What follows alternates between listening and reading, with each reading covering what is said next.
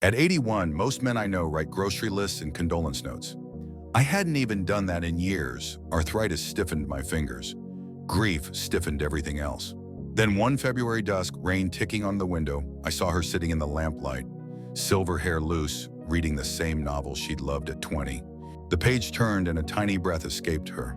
Half laugh, half sigh, the sort of sound that makes a room warmer. That's when an impossible thought arrived.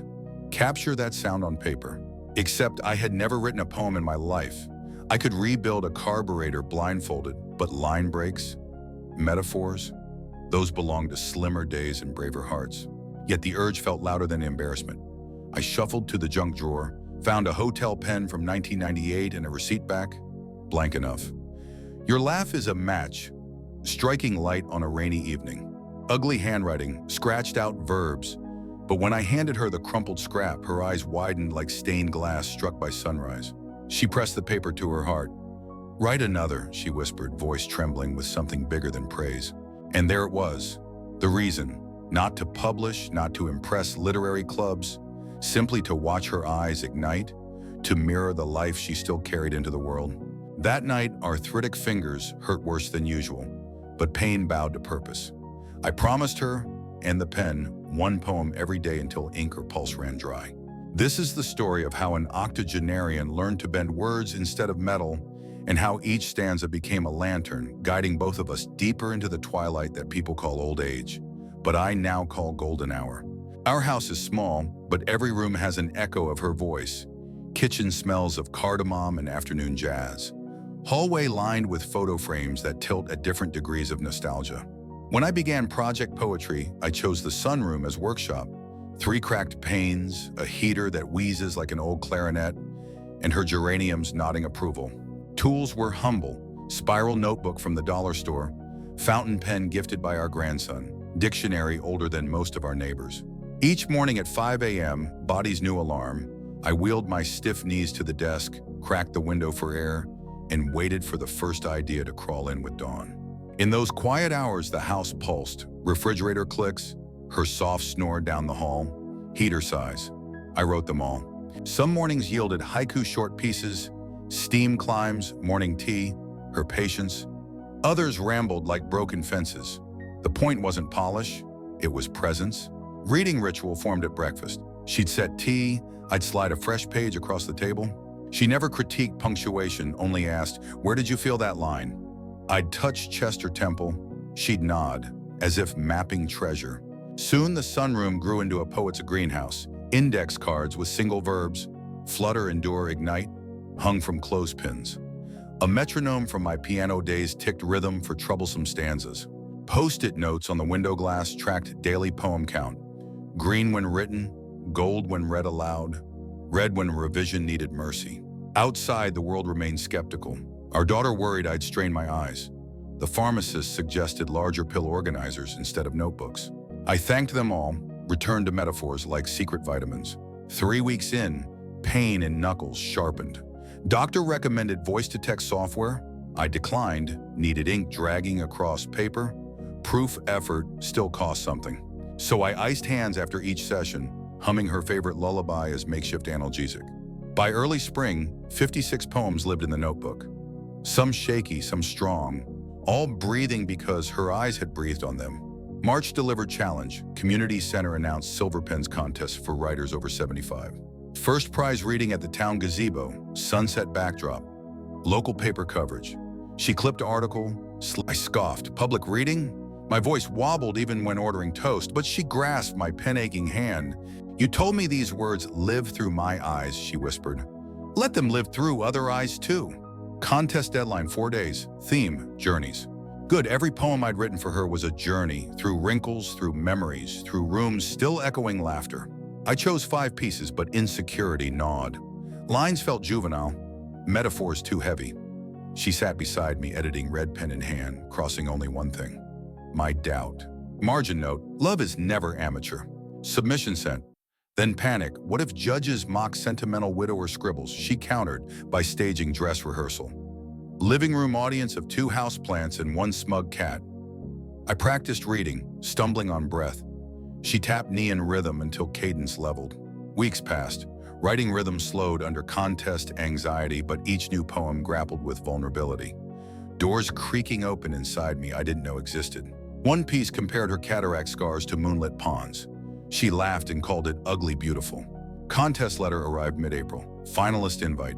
Reading scheduled same evening as our 57th first date anniversary. Coincidence smelled like destiny. Day of event, nerves electric. She chose my tie, midnight blue to match ink stains on fingers. At gazebo, crowd of 20 seniors, plus bored teenagers lured by extra credit. Sun dipped behind oaks, cicadas tuned up. When my name echoed from Mike, knees buckled. She squeezed shoulder as I rolled on to platform with Walker. I read a poem titled Detour about our life's left turns. Cancer surgeries, grandkids, this very experiment of late life verse. Voice cracked on final lines. We keep driving until the sun lays down and the road forgets its name. Silence, then applause thick enough to swim in. I didn't win first, placed second, but as I returned, she lifted silver certificate, tears refracting sunset. Silver suits us, she whispered. It's the color of our hair. I realized then I didn't need gold. Her eyes had turned every poem into light already. Momentum followed. Local librarian asked to host poetry and pastries night. I accepted. Payment in Apple turnovers. Flyers posted, featuring May and Henry Townsend. Yes, she insisted her name share the billing. She was, after all, spark and editor. We curated 30 poems arranged like seasons, spring blush to winter hush. She baked lemon scones, arguing taste pairs with auditory imagery. Performance day, library atrium smelled of butter and paper. Chairs filled with neighbors, book club ladies, even my skeptical pharmacist. Teen volunteer adjusted mic. I opened notebook, palms dry for first time since stroke. Words slid out smoother, voice buoyed by her nod after each stanza. When event ended, stranger pressed my hand. I lost my husband last year. Your line about empty slippers made me weep. I offered notebook copy. She hugged me. Pain became bridge. Requests snowballed. Senior center workshop, podcast interview, magazine column, elder ember. I paced schedule, health first, poetry second. But her belief-fueled stamina medical charts couldn't explain. One morning, arthritis flared, pen impossible to grip. She appeared with a vintage typewriter, keys wide and loud. Your new percussion instrument, she grinned. Clack, clack rhythms birthed fresh poems. Noise annoyed the cat, delighted us. In July, we attended grandson's school showcase. He recited my poem, Alphabet of Wrinkles, from memory. Standing ovation from 12-year-olds equals Pulitzer in my ledger. But journey met pothole, mini-stroke numbed right side. Hospital white lights returned. Doctors ordered rest, words fogged. She sat bedside reading my own poems back to me, each line a lifeline. Speech returned sluggish, hands tingled. We improvised, voice recorder captured ideas she transcribed. Therapy included word puzzles. I used them to seed metaphors. Progress swift.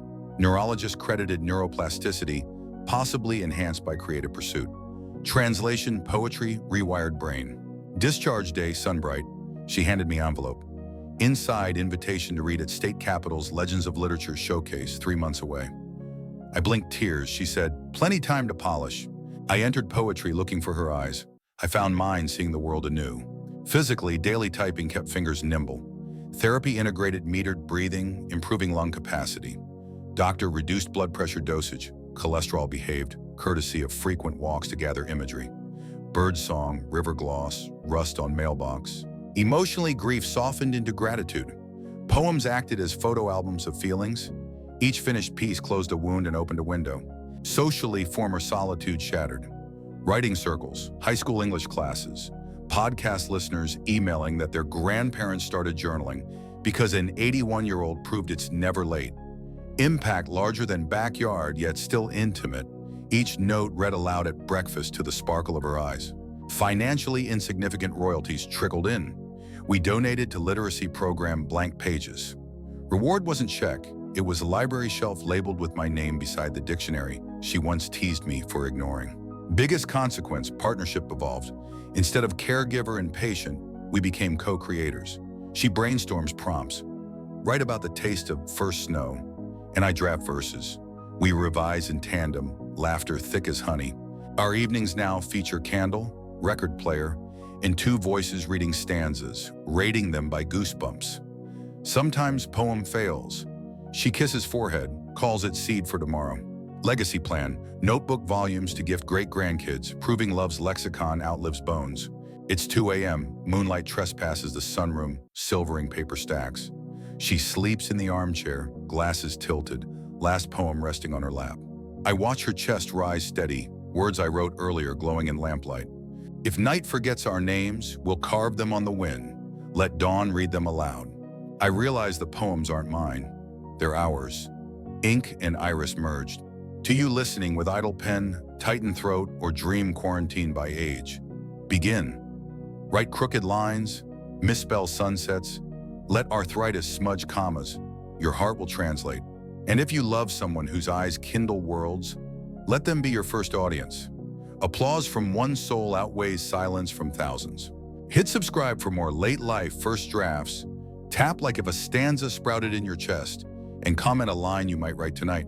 Because somewhere a morning waits to read your story, and the page is still blank. Ripe for the ink that only you, at precisely this age, with precisely these scars, can spill.